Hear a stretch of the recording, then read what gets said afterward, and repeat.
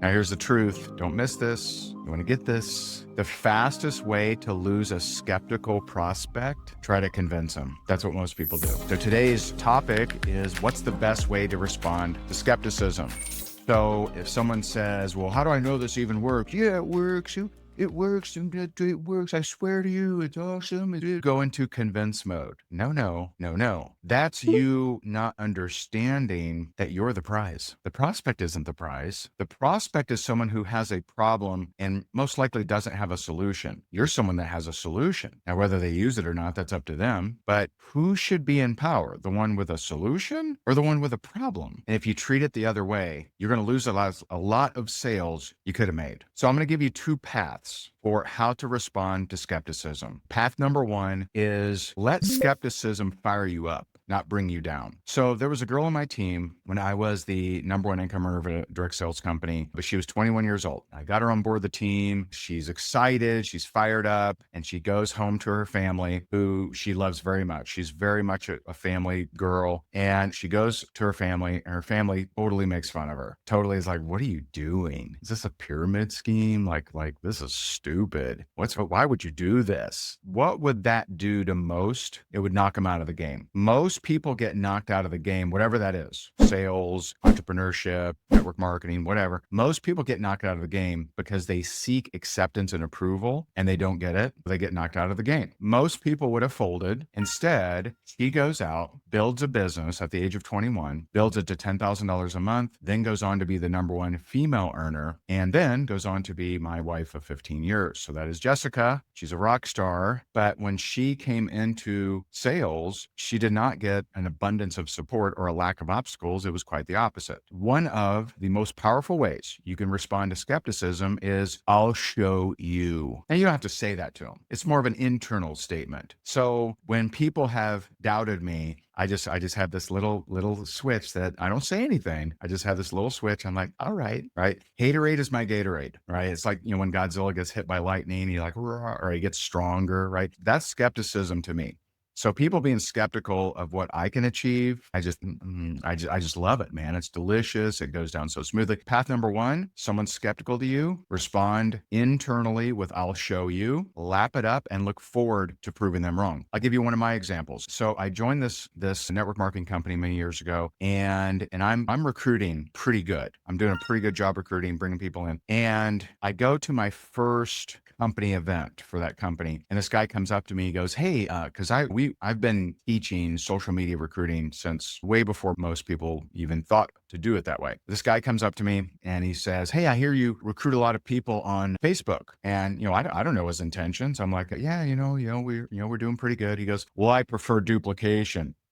And he turns around and walks away. And I'm like, okay. Like, I just love that stuff, man. I just eat it up. I love it. I crave it, but I don't require it anymore. For most of my life, I did require it. If someone wasn't doubting me, I would get bored. Now, that's not healthy. So I don't require it, but boy, do I love it when it happens. It's like so delicious. Right. So good. I remember 7 months later, I was standing on stage. I just became the number one income earner of the company. And, back then I was a little smaller. I was a little more spiteful. I didn't quite have Jesus in my heart yet. I remember being on stage and searching for that guy, and I saw him and I pointed to him and gave him the thumbs up, right? I used to need that, that validation of proving someone wrong. I don't need that anymore, but you don't want to respond to skepticism with convincing. That doesn't work, and it's so predictable. It doesn't work. Let's just say it there. So path number two of how to respond to skepticism with posture. If I'm in a opportunity type thing, like there was a point in time many years ago where I recruited negotiators. All right. So I had my little real estate empire, and I was selling 10 to 12 contracts on real estate a month, anywhere from $1 million homes to motels to little rinky-dink $30,000 single family homes. I don't know that even exists anymore, but I had this system where I would do the marketing for buyers and sellers, and I trained negotiators where they would go to the houses, negotiate in the kitchen, get the contract, feed it back to me, and then I would sell the contract. And I was moving 10 to 12 of those a month. By the way, just say this, Ray's not that impressive. It's not that I was that impressive. It was a hot market. All right. Almost anyone could have done that with a little bit of thinking. Anyway, when someone would come to me and they're asking about being one of my negotiators, and they would say something like, well, how do I know this will work? Did I convince them? Did I say, oh, well, here's some of our, stats, and here's some of the closings we've had. And, we try really hard. So if someone said to me, how do I know this works? I'd say, how do I know you're going to work? We invest time in you to train you, and we're putting you out in front of people that we can convert to money, and we've done it over and over. How do I know you're going to be coachable to go and do that? See, people think that they're qualifying me. I'm qualifying them. Same thing in network marketing. Some of you in a company that's 50 years old, and you still have people coming to you and saying, how do I know this will work? And you try to convince them. Just say, well, let me see. We've done billions in sales. It's 50 years old. I think we work. The question is, will you work? If you're coachable, we'll show you what to do. If you're not coachable, it ain't going to work because you ain't going to work. You know what that's called? It's one word. That's called posture. Posture is the ability to manage the energy of the conversation. Posture means I don't need external acceptance or approval or agreement. It means I believe in what it is that I have, and I don't have to have someone else validate me by saying, yeah, I think it's good too. If you want to be a better closer, you need to learn posture. You need to learn grit, right? You got to be a little tougher, but you also need to learn posture, right? It's not just toughness. Toughness is important for you to keep going after rejection.